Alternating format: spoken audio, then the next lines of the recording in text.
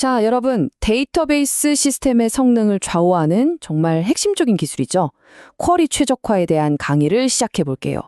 여러분이 그냥 툭 던지는 그 단순한 SQL 쿼리 하나가 이 시스템 안에서 대체 어떻게 가장 효율적인 실행 계획으로 변신하는지 그 아주 정교한 과정을 오늘 완벽하게 이해하게 만들어 드리겠습니다. 이거 시험에 반드시 나오는 주제니까요. 다들 정신 바짝 차리고 집중해 주세요. 조교, 강사님, 본격적으로 시작하기 전에 제가 기본적인 질문 하나만 드려도 될까요? 저희가 보통 SQL을 짤 때 뭘 원한다까지만 쓰잖아요.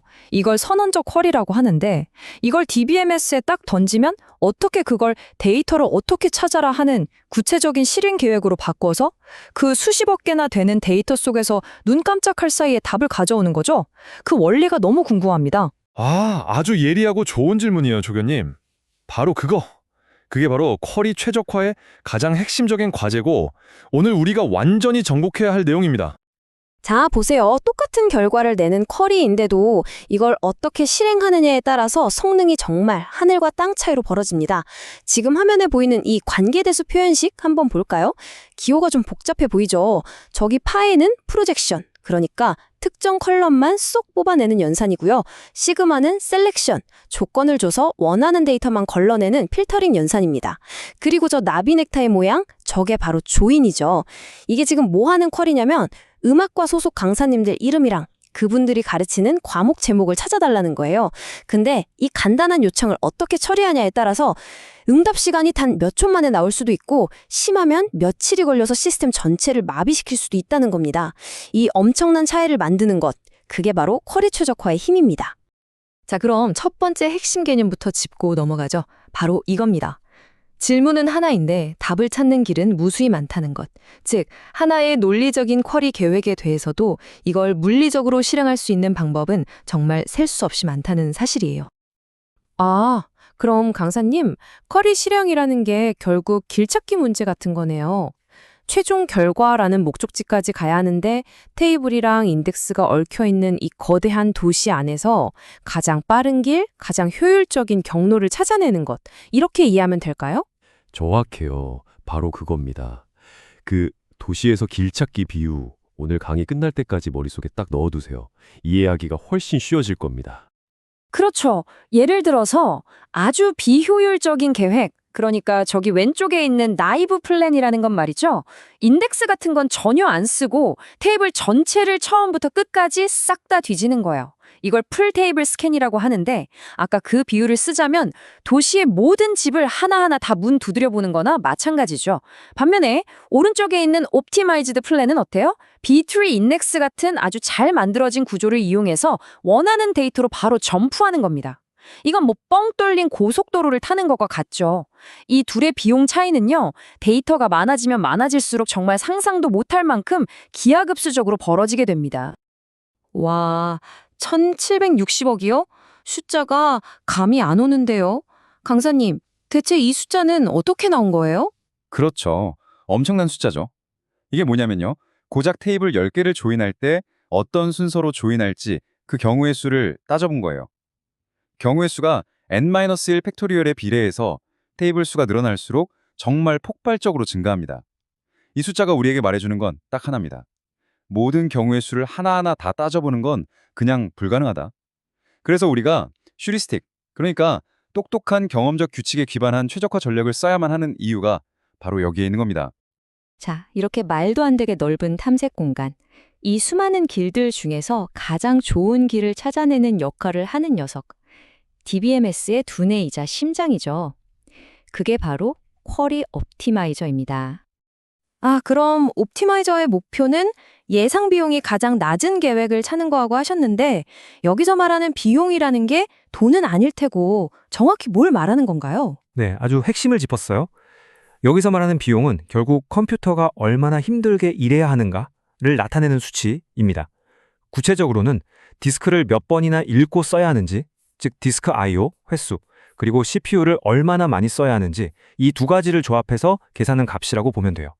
가장 적은 자원으로 가장 편하게 일하는 경로를 찾는 게 목표인 거죠. 자, 그럼 이 똑똑한 옵티마이저가 어떻게 일하는지 그 첫 번째 단계를 들여다보죠.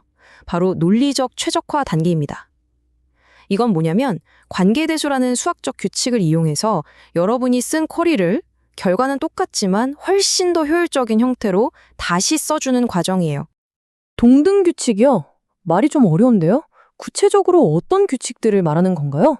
예시를 좀 들어주실 수 있을까요? 그럼요. 아주 간단한 거예요.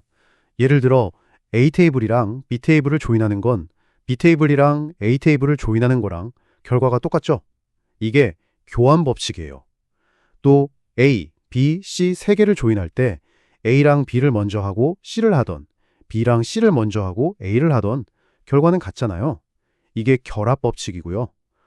옵티마이저는 이런 초등학교 수학 같은 간단한 규칙들을 계속해서 적용해 보면서 결과는 같지만 실행 순서가 다른 수많은 계획들을 만들어내는 겁니다. 이게 바로 최적의 계획을 찾기 위한 밑그림을 그리는 작업이죠. 이 수많은 규칙들 중에서 여러분이 반드시 기억해야 할 가장 중요하고 강력한 원칙이 하나 있습니다. 바로 predicate push down이라는 거예요. 우리말로 쉽게 풀자면 필터링은 무조건 최대한 먼저 해라 이겁니다. 왜냐? 데이터를 걸러내는 작업을 최대한 일찍 해버리면 그 뒤에 처리해야 할 데이터의 양이 확 줄어들잖아요. 특히나 비용이 엄청나게 큰 조인 같은 작업을 하기 전에 데이터 덩치를 최대한 줄여넣는 것. 이게 바로 최적화의 핵심 중의 핵심입니다. 자, 모두 이 슬라이드에 별표 5개 치세요.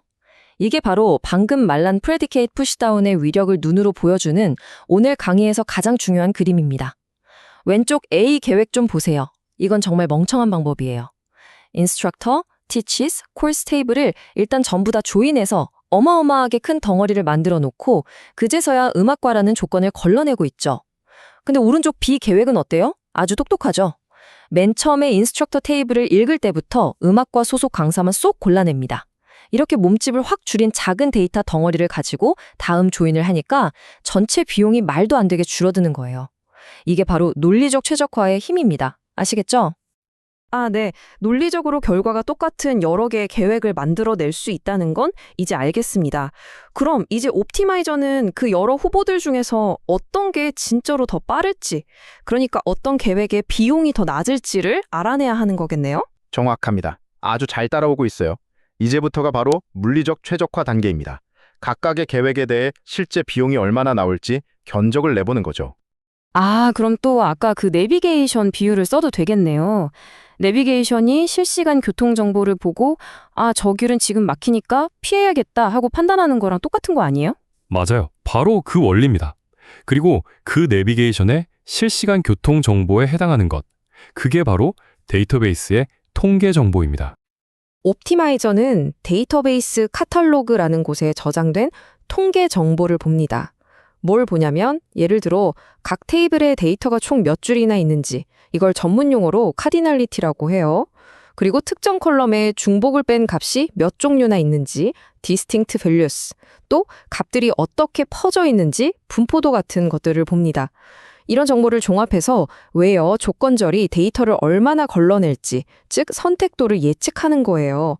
이 예측이 정확해야 중간 결과가 얼마나 커질지 알 수 있고 그래야 최종 비용도 정확하게 계산할 수 있겠죠? 히스토그램이요? 그거 통계 시간에 막대 그래프로 많이 본 건데 데이터베이스에서는 구체적으로 어떻게 쓰이는 건가요? 네, 히스토그램은 데이터가 한쪽으로 쏠려 있을 때, 즉 분포가 균일하지 않을 때 정말 중요합니다. 아주 쉬운 예를 들어볼게요. 국가 컬럼이 있는데 데이터 90%가 대한민국이고 나머지 10%가 다른 나라들이라고 쳐봐요. 이때 where country equal 대한민국이라는 쿼리랑 where country equal 미국이라는 쿼리가 걸러내는 데이터 양이 같을까요? 당연히 아니겠죠. 히스토그램이 바로 이런 데이터 쏠림 현상을 옵티마이저한테 알려주는 역할을 해요. 덕분에 비용 예측의 정확도가 정말 획기적으로 올라가는 겁니다. 자, 지금까지 배운 걸 정리해봅시다. 논리적 최적화로 여러 길을 만들어내고 비용 예측으로 각 길이 얼마나 막힐지 알아봤어요. 이제 이 두 가지 무기를 가지고 옵티마이저가 어떻게 최종 경로를 선택하는지 그 전체 과정을 한 번에 쭉 훑어보겠습니다. 초교, 강사님, 그럼 제가 한번 정리해 볼게요. 첫째, 동등 규칙을 사용해서 가능한 실행계획 후보들을 쫙 만든다. 둘째, 통계 정보를 이용해서 각각의 후보들이 비용이 얼마나 나올지 견적을 낸다. 그리고 셋째, 그중에서 견적이 가장 싸게 나온 놈을 최종 실행 계획으로 선택한다. 맞나요? 완벽합니다. 바로 그거예요. 이 전체 과정을 우리가 비용 기반 최적화, 코스트 베이스드 옵티마이제이션이라고 부릅니다. 현대의 거의 모든 데이터베이스 시스템은 바로 이 방식으로 작동하고 있어요. 성능의 심장이라고 할 수 있죠? 자, 지금까지 우리가 이렇게 복잡하고 머리 아픈 내부 과정을 살펴봤는데요. 이 모든 것의 결과물이 뭔지 아세요? 바로 여러분이 매일같이 너무나 당연하게 누리고 있는 그 즉각적인 응답 속도입니다. 여러분이 무심코 스크롤을 내리는 소셜미디어 피드, 실시간으로 새로 고침에서 확인하는 여러분의 은행 잔고, 그리고 궁금한 게 생길 때마다 입력하는 그 검색 결과까지 이 모든 서비스의 배후에는 우리가 방금 배운 퀘리 최적화가 보이지 않는 곳에서 정말 쉴 새 없이 돌아가고 있는 겁니다. 와, 정리해보면 이 모든 편리함이 결국 눈에 보이지도 않는 마이크로초 단위의 시간 동안 최적의 길을 찾아내는 쿼리 옵티마이저의 그 똑똑한 선택 덕분이라는 거네요. 바로 그거죠. 보이지 않는 곳에서 일하는 천재 덕분입니다. 자, 오늘 강의는 거의 다 끝났는데 마지막으로 여러분이 한번 생각해볼 질문을 던져보겠습니다. 과연 이 똑똑한 옵티마이저가 항상 100% 최고의 계획을 찾아낼까요? 정답은 아니요, 입니다. 통계 정보가 옛날 거라 업데이트가 안 됐거나 데이터 분포가 예상과 확 달라져 버리면 옵티마이저가 바보 같은 선택을 하기도 해요. 이걸 현업에서는 실행 계획이 틀어졌다고 말하는데 개발자들을 정말 골치 아프게 하는 문제 중 하나입니다. 그럼 다음 심화 강의에서는 이 문제를 어떻게 진단하고 해결하는지에 대해 다뤄보도록 하죠. 오늘 강의는 여기까지 하겠습니다. 수고 많으셨습니다.